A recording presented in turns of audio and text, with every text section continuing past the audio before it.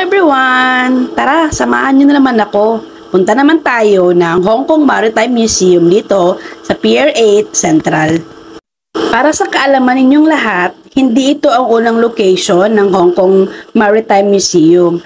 Ito ay na-establish noong September 2005 sa Moray House sa Stanley.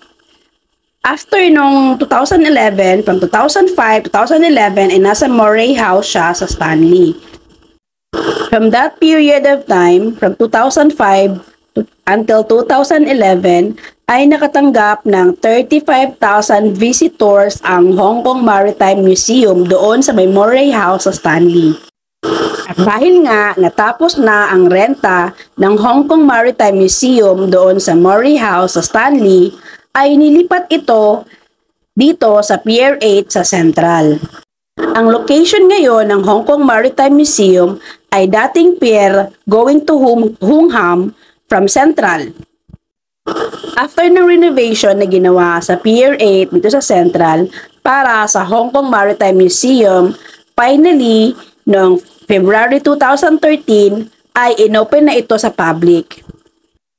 Ang Hong Kong Maritime Museum is a non-profit educational institution funded by International Shipping Company and Hong Kong government. Ang museum na to ay merong 3 level na tinatawag nilang Deck A, Deck B, at saka Deck C. Itong pinasukan natin ay nandito yung Modern Gallery or Modern Exhibition ng Hong Kong Maritime Museum. Nandito yung mga barge, mga barko, yung medyo modernized na siya, hindi yung makaluma pa. Andyan yung uniform ng lumang maritime uniform nila. Dito nila nilagay. Hindi ko napuntahan yung Deck A kasi umuulan that time. At yan, yung model ng cruise ship na yan ay existing pa rin siya hanggang ngayon. Sa mga susunod na video natin ay puntahan naman natin yung mga antique sa baba, sa Deck C. So, hanggang sa muli, always remember, don't forget to smile. See you in my next video. Bye!